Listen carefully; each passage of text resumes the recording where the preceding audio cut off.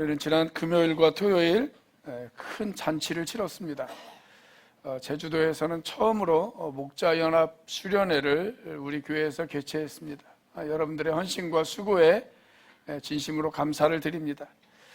우리가 보통 어떤 큰 행사나 잔치를 잘 치르고 나면 잔치를 개최한 주최자에게 모든 영광과 칭찬이 돌아갑니다. 이번에도 가사원 원장님이신 이경준 목사님을 비롯해서 우리 초원지교이신 박창환 목사님, 그리고 또 여러 목사님, 우리 총무님도 아까 말씀하셨듯이 많은 분들의 칭찬과 격려가 있었습니다. 모두가 다 여러분 덕분입니다. 자, 그런데 오늘 본문 말씀을 보면 이것과는 전혀 반대되는 상황이 펼쳐집니다. 오늘 본문 말씀에는 잔치를 주최한 사람이 책망을 받았고, 오히려 이 잔치에 초대받지 않았던 한 여인이 칭찬을 받은 그런 사건이 등장을 합니다. 성경은 이 여인을 가리켜서 죄인인 한 여자라고 그렇게 이야기하고 있습니다. 일반적으로 성경에서 죄인인 남자, 그러면 세리를 말하는 것이고, 죄인인 여자라고 이야기하면 보통은 창녀를 가리키는 것입니다. 우리가 읽지는 않았지만 39절 말씀을 봐도 이 여인이 아마도 이 동네 사람들이 다 아는 소문난 창녀였을 것이라는 것을 우리가 짐작할 수가 있습니다. 자, 이날 이 잔치를 주최한 사람은 바리새인이었습니다. 36절 말씀입니다. 같이 한번 읽어보겠습니다. 시작. 바리새파 사람 가운데에서 어떤 사람이 예수께 청하여 자기와 함께 음식을 먹자고 하였다. 그래서 예수께서는 그 바리새파 사람의 집에 들어가셔서 상에 앉으셨다. 자, 40절 말씀을 보면 예수님을 초청한 이 사람의 이름이 시몬이었다라고 그렇게 우리가 알 수가 있습니다. 자, 예수님께서 시몬의 집에 들어가셨습니다. 그때 초청받지 않은 한 여인이 그 잔치집에 등장을 합니다. 그녀의 등장은 그 잔치집에 참석한 모든 사람들을 긴장시켰습니다. 뿐만이 아니라 이 여인이 이 잔치자리에 와서 보여준 행동은 가히 파격적인 행동이었습니다. 자, 37절과 38절입니다. 같이 한번 읽어보겠습니다. 시작. 그런데 그 동네에 죄인인 한 여자가 있었는데 예수께서 바리새파 사람의 집에서 음식을 잡숫고 계신 것을 알고서 향유가 닦인 옥합을 가지고 와서 예수의 등 뒤에 발 곁에 서더니 울면서 눈물로 그 발을 적시고 자기 머리털로 닦고 그 발에 입을 맞추고 향유를 발랐다. 자, 여인의 이러한 충격적인 행동을 예수님께서는 말리지 않으셨어요. 자, 그러자 그 잔치를 주최한 바리새인 시몬은 예수님께서 말리지 않는 모습을 보고 매우 못마땅했던 것 같습니다. 자, 그런데 예수님께서는 이 여인을 말리기는커녕 오히려 그 여인에게 칭찬을 쏟아내십니다. 그리고 이것을 못마땅하게 생각했던 바리새인 시몬을 향해서 오히려 책망을 하십니다. 자, 먼저 44절 말씀을 같이 한번 읽어보도록 하겠습니다. 시작. 그런 다음에 그 여자에게로 돌아서서 시몬에게 말씀하셨다. 너는 이 여자를 보고 있는 거지? 내가 내 집에 들어왔을 때에 너는 내게 발 씻을 물도 주지 않았다. 그러나 이 여자는 눈물로 내 발을 적시고 자기 머리털로 닦았다. 자, 이스라엘이 있는 그 팔레스타인 지역은 흙먼지가 아주 많이 있습니다. 그래서 집안에 손님이 찾아오면 손님을 위해서 발 씻을 물을 준비해 두었다가 손님의 발을 씻겨줍니다. 자, 그런데 시몬은 그런 행위를 하지 않았다는 겁니다. 그래서 너는 내가 너희의 집에 방문했을 때 너는 발 씻을 물도 나에게 주지 않았어. 그런데 이 여인은 지금 눈물로 내 발을 씻기고 있잖아. 이것이 이 여인을 향한 첫 번째 칭찬이었어요. 자, 이번에는 45절 말씀입니다. 같이 한번 읽어보겠습니다. 시작. 너는 내게 입을 맞추지 않았으나 이 여자는 들어와서부터 줄곧 내 발에 입을 맞추었다. 자, 이스라엘을 비롯한 팔레스타인 지역, 중동 지역에서는 손님을 맞이하는 문화가 있습니다. 그것이 뭐냐면 볼에다가 입을 맞추는 거예요. 그 손님을 따뜻하게 맞이해주는 그런 환영의 인사입니다. 자, 그런데 시몬은 그런 환영의 인사가 없었다는 거예요. 너는 나를 환영하지도 않았지만 이 여인을 봐. 이 여인은 내 발이 아니라, 내 볼이 아니라 내 발에, 그것도 한 번이 아니라 지금까지 내 발에 여전히 입을 맞추고 있잖아.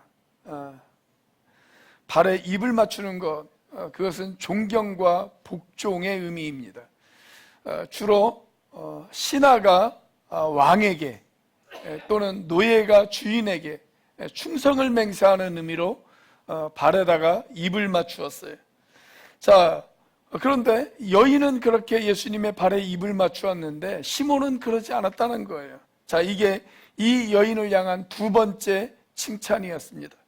자, 이번에는 46절입니다. 같이 한번 읽어보겠습니다. 시작. 너는 내 머리에 기름을 발라주지 않았으나 이 여자는 내 발에 향유를 발랐다. 여기 기름이라고 하면 일반적으로 올리브유를 이야기합니다.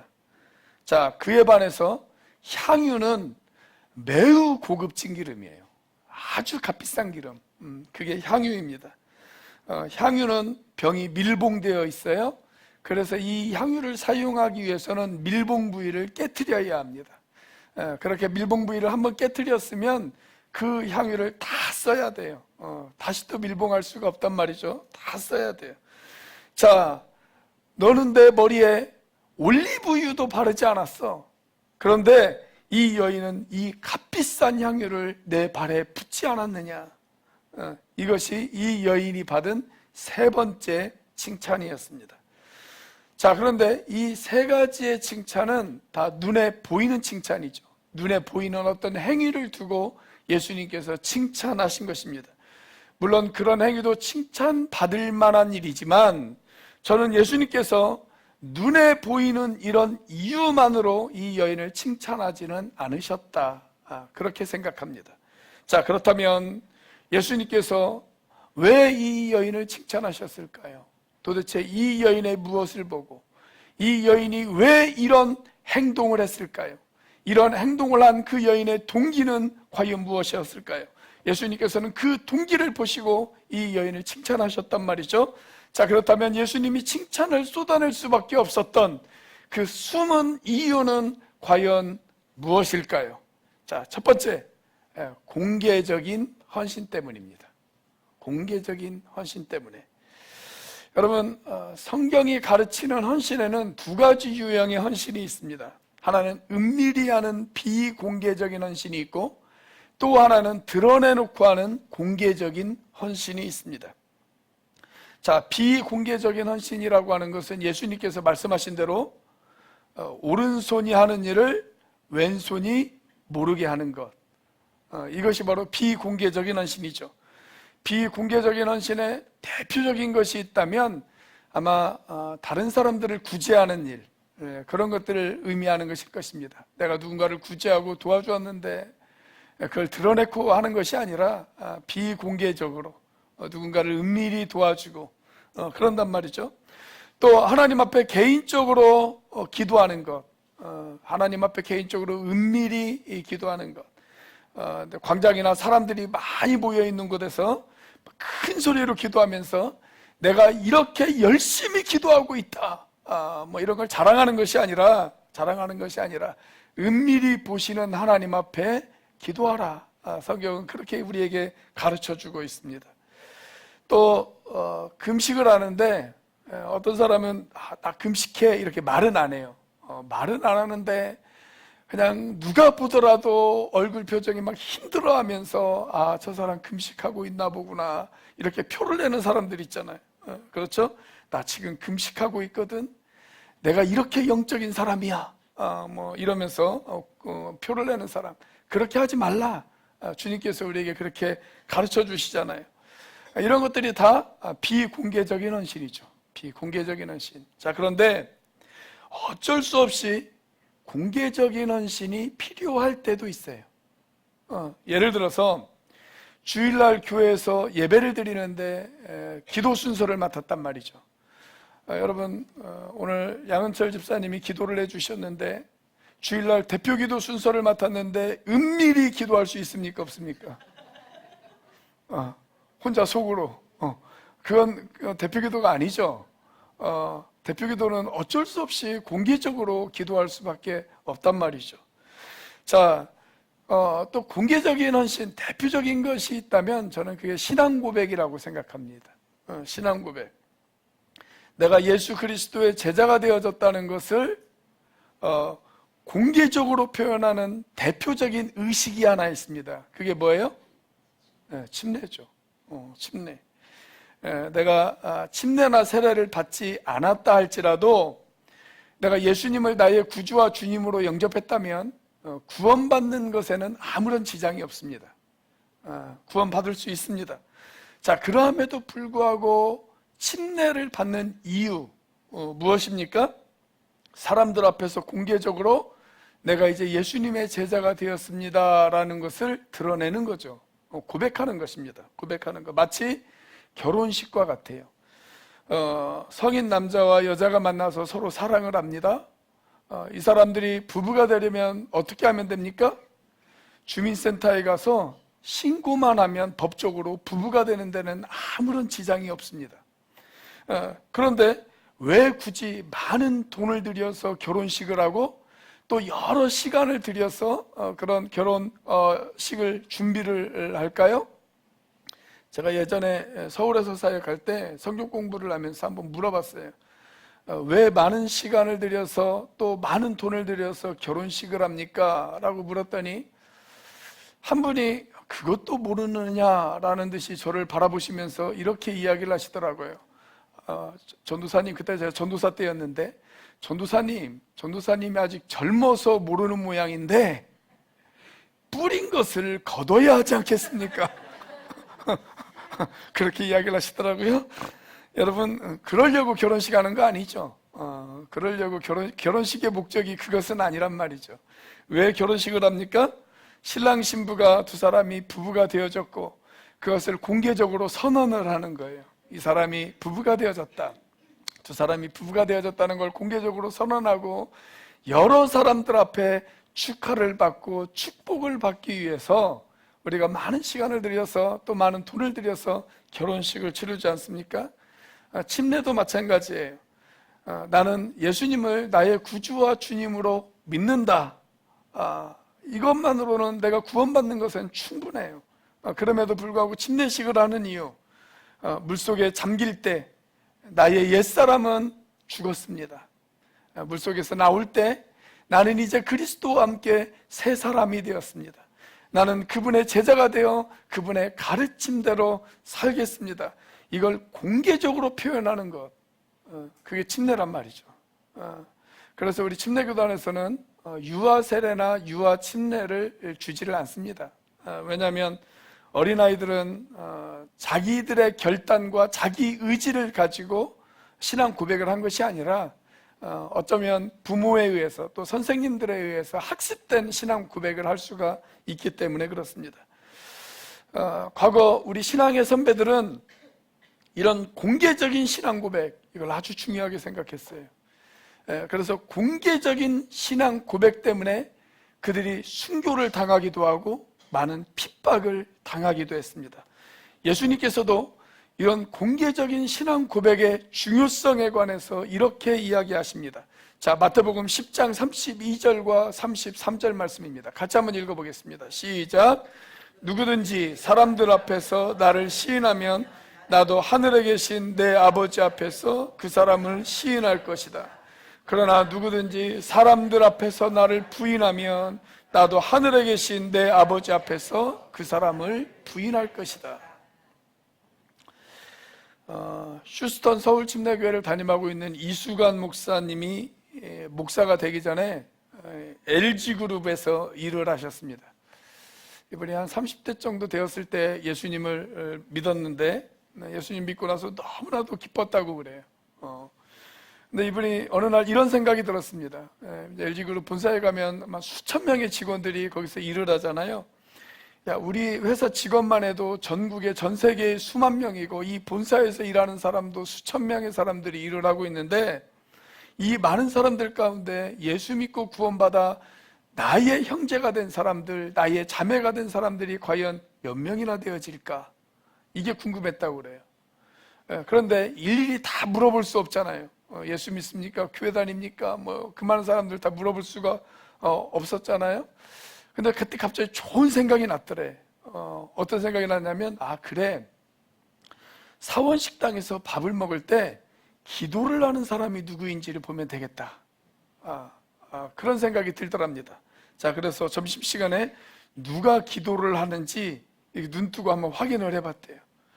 그런데 놀랍게도 한 사람도 기도를 하지 않더랍니다. 자, 근데 어느 날 회사에 신우의 모임이 있다는 것을 알게 되었어요. 그래서 신우의 모임이 있다고 하는 그 강당에 가봤습니다. 근데 그 강당에 사람들이 가득 차 있더래요. 가득 차 있더래요.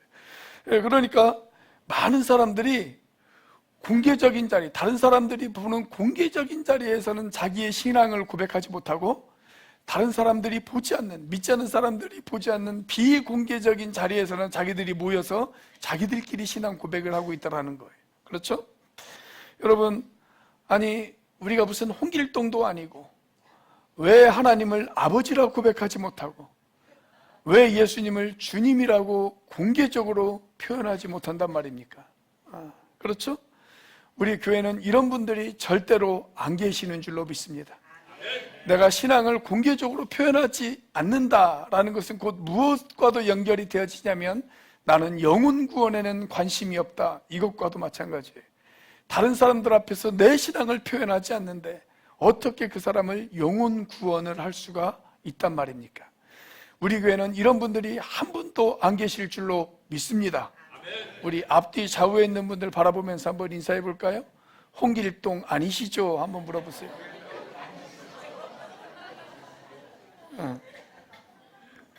자, 오늘 본문에 등장하는 이 여인은 공개적으로 자신의 신앙을 고백했어요.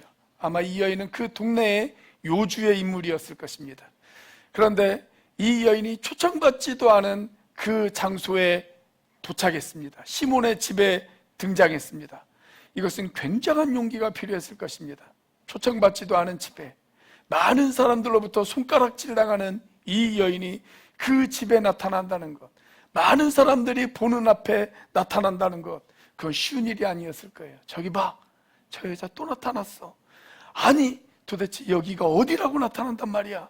아마 사람들이 그렇게 비방하면서 손가락질을 했을 것입니다.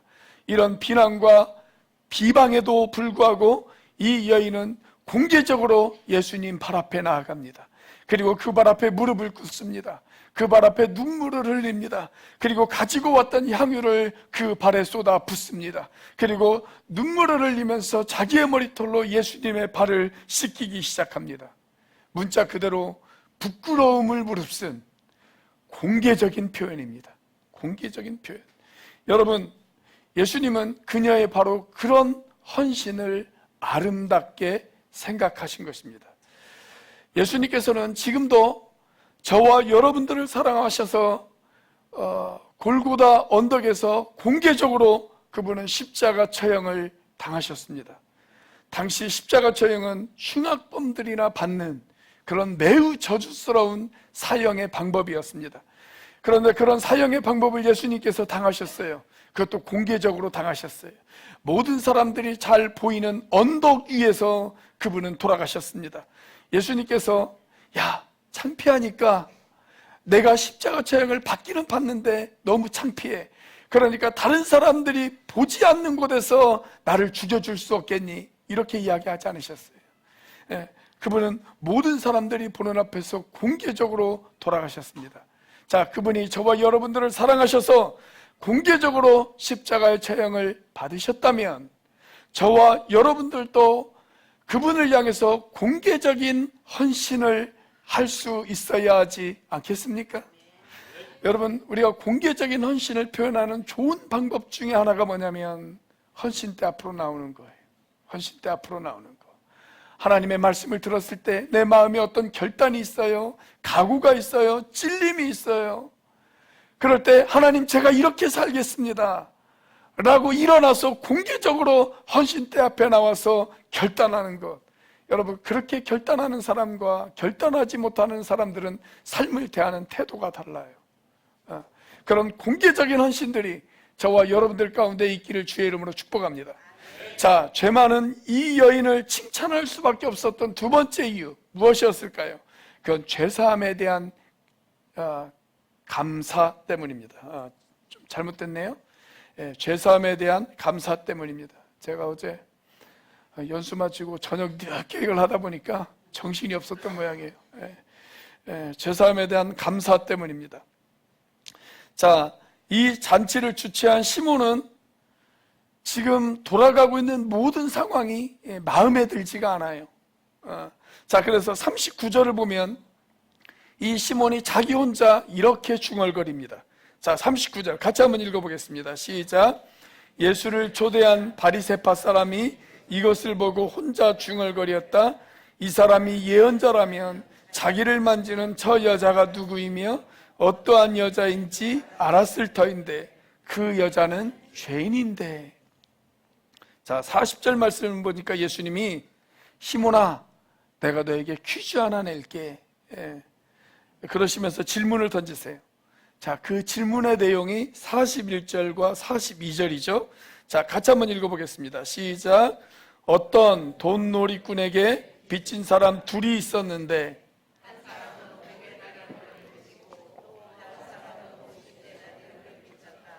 둘이 다 갚을 길이 없으므로 돈놀이꾼은 둘에게 빚을 없애주었다. 그러면 그 두 사람 가운데서 누가 그를 더 사랑하겠느냐? 자, 예수님 당시에 한 데나리온은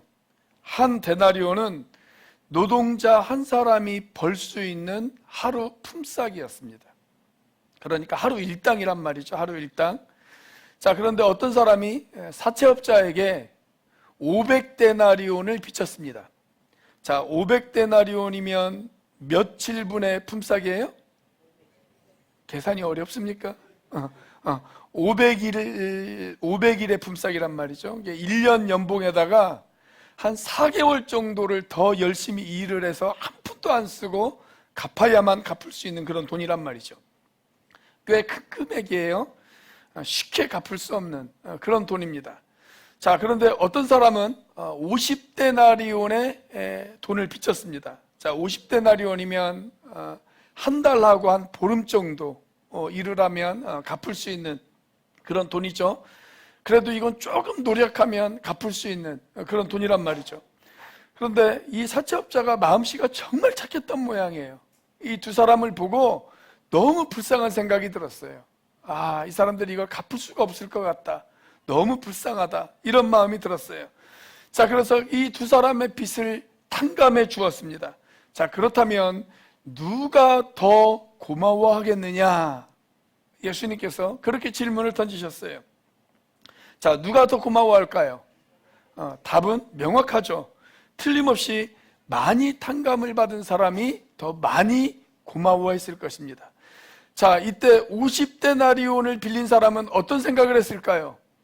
아마 틀림없이 이럴 줄 알았으면 나도 500데나리온을 빌릴 걸 이런 생각을 했을 것입니다. 자, 이게 타락한 인간의 본성이란 말이죠. 자, 예수님의 질문에 시몬이 뭐라고 대답을 했어요? 43절 말씀이에요. 같이 한번 읽어보겠습니다. 시작. 시몬이 대답하였다. 더 많이 빚을 없애준 사람이라고 생각합니다. 예수께서 그에게 말씀하셨다. 내 판단이 옳다. 자, 이 여인이 왜 이런 헌신을 했느냐? 그녀가 헌신한 그 동기에 대해서 예수님께서는 이렇게 이야기를 하세요. 47절 말씀입니다. 같이 한번 읽어보겠습니다. 시작. 그러므로 내가 내게 말한다. 이 여자는 그 많은 죄를 용서받았다. 그것은 그가 많이 사랑하였기 때문이다. 용서받는 것이 적은 사람은 적게 사랑한다. 많은 죄의 용서가 있었기 때문에 이 여인이 이런 헌신을 하게 된 것이다. 주님께서 그렇게 말씀하시잖아요. 혹시 이렇게 생각하시는 분들이 없기를 바랍니다. 많은 죄를 용서받은 사람이 많이 헌신할 수 있다면 그럼 나는 예수님 앞에 많이 헌신하기 위해서 많은 죄를 짓겠다. 이건 궤변이에요. 이런 사람들은 죄 가운데 빠져서 헤어나오지 못할 수가 있습니다. 그렇죠? 이런 것을 가리켜서 우리가 잔머리라고 그럽니다. 잔머리. 자, 이제 예수님께서 이 여인을 향해서 놀라운 선언을 하십니다. 뭐라고 하십니까? 48절 말씀입니다. 같이 한번 읽어보겠습니다. 시작. 그리고 예수께서 그 여자에게 말씀하셨다. 내 죄가 용서받았다. 자, 예수님께서 울고 있는 그 여인을 바라보시면서 말씀하셨어요. 그동안 얼마나 힘들었어. 그동안 얼마나 어려웠어. 그동안 참 힘든 인생을 살았구나. 힘내. 내가 너의 모든 죄를 용서해 줄게. 그렇게 이야기하시는 거예요. 여러분, 이 여인은 아마 지금까지 살아오면서 이런 이야기를 단 한 번도 들어본 적이 없었을 것입니다. 이렇게 따뜻한 말, 자신의 마음을 만져주시는 이런 말을 단 한 번도 들어본 적이 없었을 거예요. 지금까지 살아오면서 다른 사람으로부터 창렬하는 이야기를 들었습니다. 많은 비난을 들었습니다. 많은 욕설을 들었습니다. 자기가 보더라도 자기 인생이 싫었을 것입니다. 때로는 가난을 욕하기도 했고 죽어버리고 싶은 그런 마음을 가졌는지도 모르겠습니다. 사람들을 만날 수도 없었습니다. 온갖 열등감, 온갖 죄책감이 그녀의 마음을 가득 채웠을 것입니다. 그런데 주님을 만나고 주님의 말씀을 들으면서 그녀는 죄의 용서를 받았습니다. 내 인생이 쓰레기처럼 버려진 인생이라고 생각을 했었는데 주님께서 나를 붙들고 계시구나. 주님께서 나를 용서해 주시구나. 나도 내 인생을 포기했는데 주님이 나를 포기하지 않고 나를 붙들고 계셨구나. 이걸 깨달았습니다. 이 감사가 마침내 이 여인으로 하여금 눈물을 흘리게 한 것입니다. 여러분, 어떤 사람이 헌신할 수 있을까요? 감사가 있는 사람이 헌신할 수가 있어요. 감사가 헌신을 낳습니다. 여러분, 그래서 가정교회 안에서도 우리가 감사 제목을 나누라고 하는 이유가 바로 그런 이유 때문이에요. 감사 제목을 나누다 보면 헌신의 마음이 생깁니다. 그런데 매일같이 불평을 늘어놓고 불만을 늘어놓으면 헌신하고 싶은 마음이 생기지를 않아요. 여러분, 감사가 헌신을 낳고 헌신이 주님 앞에 믿음을 낳습니다. 사랑하는 여러분, 우리가 하나님 앞에 감사할 수 있는 그런 인생이 되어질 수 있기를 주님 앞에 축복합니다. 이 감사가 이 여인으로 하여금 주님의 발 앞에 나오게 했습니다. 이 감사가 이 여인으로 하여금 예수님의 발 앞에 엎드리게 했습니다. 이 감사가 이 여인으로 하여금 예수님의 발 앞에 눈물을 쏟게끔 만들었습니다. 이 감사가 이 여인으로 하여금 예수님의 발을 자신의 머리털로 씻게 만들었습니다. 오늘 저와 여러분들의 죄를 용서해 주시고 나를 붙들고 계시는 그 주님을 향한 감사가 저와 여러분들의 마음을 가득 채울 수 있기를 주의 이름으로 축복합니다. 자, 죄 많은 이 여인을 칭찬할 수밖에 없었던 세 번째 이유, 그것은 뭐냐면 믿음의 고백 때문이었습니다. 믿음의 고백 때문. 다 잘못됐어요. 죄송합니다. 믿음의 고백 때문입니다. 믿음의 고백 때문. 자, 본문의 50절 말씀입니다. 같이 한번 읽겠습니다. 시작. 그러나 예수께서는 그 여자에게 말씀하셨다. 내 믿음이 너를 구원하였다. 평안히 가거라.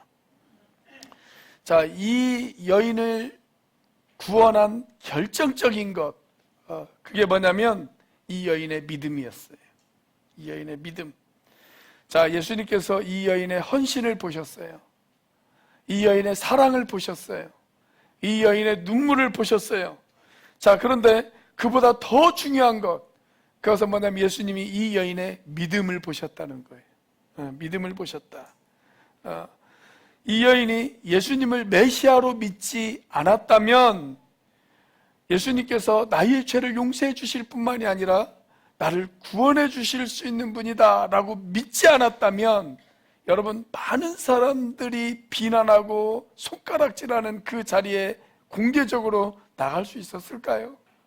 저는 그게 불가능했을 거라고 생각해요. 저분이라면 나의 이 죄의 문제를 해결해 주실 수 있다. 저분이라면 나를 용서해 주실 수 있다. 나의 이 무거운 짐을 저분이라면 덜어주실 수 있다. 여기에 대한 믿음이 있었어요. 믿음이 있었기에 그 자리에 달려갈 수 있었던 것입니다. 여러분, 이 믿음이 있었기 때문에 예수님을 향해 나아갈 수 있게 했고, 이 믿음 때문에 그녀는 자신의 옥합을 깨뜨렸습니다. 이 믿음 때문에 예수님의 팔 앞에 눈물을 흘렸습니다. 그래서 예수님 앞에 예수님께서 이렇게 이야기하십니다. 내 믿음이 너를 구원하였으니 평안히 가라. 평안히 가라. 구원을 선포했을 뿐만이 아니라 예수님께서 이 여인의 마음 가운데 평안을 주셨어요. 평안을 주셨어요. 여러분, 그래서 믿음이 감사를 낳고 감사가 사랑을 낳습니다. 지난 세기 탁월하게 성경을 강해한 설교가 가운데 아이언사이드라고 하는 목사님이 계세요.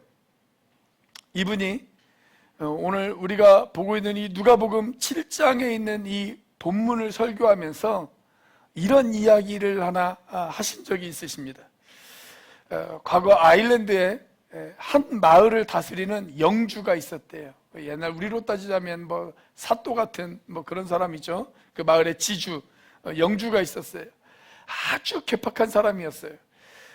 이 사람은 자기가 데리고 있는 그 소작인들을 매우 괴롭혔고 무시했던 그런 사람이었습니다. 자, 그런데 어느 날 이 영주가 복음을 들었어요. 복음을 듣고 예수를 믿게 되었어요. 그래서 자신의 변화된 삶을 간증하기 시작을 합니다. 그런데 문제는 뭐냐면 아무도 그의 말을 믿어주지를 않는 거예요. 나 이제 변화되었어, 예수 믿고 변화되었어 라고 하는데 아무도 그 영주의 말을 믿어주지를 않아요. 자, 한 번은 이 영주가 자기의 소작인들에게 이렇게 이야기를 했습니다. 몇 날 몇 월 며칠 아침 10시부터 12시 사이에 내 사무실을 방문하십시오. 방문하실 때 그냥 오지 마시고 빚 문서를 가지고 오십시오. 빚 문서를 가지고 오시면 내가 모든 빚을 탕감해 주겠습니다. 그렇게 이야기를 했어요. 자, 그런데 아무도 그의 말을 믿지 않는 거예요. 그런데 궁금은 하잖아요. 일이 어떻게 되어질까 궁금은 해서 사람들이 이 영주의 사무실 근처에 모여들기는 했어요. 모여들기는 했지만 아무도 영주의 사무실을 노크하는 사람이 없었습니다. 왜냐하면 괜히 들어갔다가 미움을 받으면 내가 더 큰 어려움을 당할 수도 있다라고 하는 두려움 때문입니다. 자, 그래서 아무도 들어가지를 않았어요. 10시 시간이 되어지자 영주가 자기 비서를 데리고 사무실로 들어갑니다. 자, 10시 30분이 되었습니다. 11시가 되었습니다. 11시 30분이 되었습니다. 그런데 아무도 그 사무실의 문을 노크하지 않습니다. 11시 30분이 조금 더 지났을 무렵에 한 노부부가 그 근처에 나타났어요. 그래서 사람들에게 물어요. 아니, 내가 우리 영주가 우리의 빚을 탕감해 준다는 이야기를 들었는데 그 말이 사실입니까? 사람들에게 물어요. 자, 그래서 사람들이 뭐라고 대답했냐면, 글쎄요, 과연 그럴까요? 그걸 누가 알겠습니까? 궁금하면 당신이 한번 들어가 보십시오. 그렇게 이야기를 하는 거예요. 자, 그래서 이 노부부가 이 영주의 문을 노크를 했습니다. 그리고 사무실 안으로 들어갔습니다. 그런데 영주가 따뜻하게 맞이해 주는 거예요. 따뜻하게 맞이해 주면서 뭐라고 이야기를 하냐면, 두 분은 제가 두 분의 빚을 탕감해 준다는 이야기를 믿으셨군요. 자, 두 분이 그런 믿음이 있었기에 저는 두 분의 빚을 탕감해 드리겠습니다. 빚문서를 이리 주시지요. 그러면서 그 빚문서에다 모든 빚이 탕감되었음이라고 쓰고 자신의 서명을 했어요. 자, 그리고 12시가 되었습니다. 12시가 되자 사무실 문이 열립니다. 이 두 노부부가 사무실 밖으로 나왔습니다. 사람들이 궁금하잖아요. 그래서 물었습니다. 어떻게 되었습니까? 그러자 노부부가 환하게 웃으면서 이야기를 하는 거예요. 영주께서 약속하신 대로 나의 모든 빚을 탕감해 주었습니다. 나는 이제 자유합니다. 자, 그러자 사람들이 사무실로 물려들어 문을 두드리기 시작을 합니다. 자, 그때 영주가 이야기합니다. 미안하지만 약속한 12시가 지났습니다. 저는 여러분들에게 탕감받을 수 있는 충분한 시간을 드렸습니다. 그러나 여러분들은 제 말을 믿지 않았습니다. 그런데 이제 여러분의 빚을 탕감받을 수 있는 기회가 그렇기 때문에 사라졌습니다. 여러분들은 더 이상 탕감받을 기회를 잃어버리셨습니다. 그렇게 이야기하는 거예요. 사랑하는 여러분, 하나님은 저와 여러분의 모든 죄를 탕감받을 수 있는 기회의 문을 열어놓으셨습니다. 나를 위해 십자가에서 돌아가신 예수 그리스도를 영접하면 주홍빛 같던 우리의 죄가 양털같이 희게 되어질 것입니다. 이 사실을 믿음으로 받아들인다면 내가 구원을 받고 하나님의 자녀가 되어지고 천국 백성으로 우리를 맞아주실 것입니다. 그런데 여러분, 이 기회의 문은 항상 열려 있는 것은 아닙니다. 언젠가는 그 기회의 문이 닫힐 것입니다. 그러나 다행스러운 것은 아직까지는 그 기회의 문이 열려 있습니다. 여러분, 열려 있는 이 문을 향해서 반응할 수 있는 저와 여러분들이 되시기를 주의 이름으로 축복합니다. 기도하시겠습니다. 주신 말씀을 가슴에 새기고 이제 평안한 마음으로 세상을 향해 나아가십시오. 선한 일에 용기를 가지시며 악을 악으로 갚지 마십시오. 항상 연약한 자를 도우시고 병든 자를 찾아보시고 곤란당한 이웃을 위로하십시오. 모든 사람을 존경하시고 주님을 대하듯 사람들을 대하십시오. 모든 일을 믿음과 사랑으로 행하시며 어떤 일에도 소망을 포기하지 마십시오. 그리고 거룩하신 성령께 순종하여 기쁨과 감사의 삶을 살아가십시오. 우리의 하나님 아버지는 항상 여러분과 함께 하실 것입니다. 이제는 우리를 위하여 십자가에 달리신 성자 하나님의 은혜와 그 독생자를 죽기까지 내어주신 성부 하나님의 사랑과 지금도 그 사랑을 깨닫게 하시고 충만하게 하시는 성령 하나님의 교통하심이 나의 옥합을 깨트려 주님 앞에 드리기로 결단하는 주의 백성들 머리 위에 영원부터 영원까지 함께 하시기를 예수님의 이름으로 축복하며 기도하옵나이다.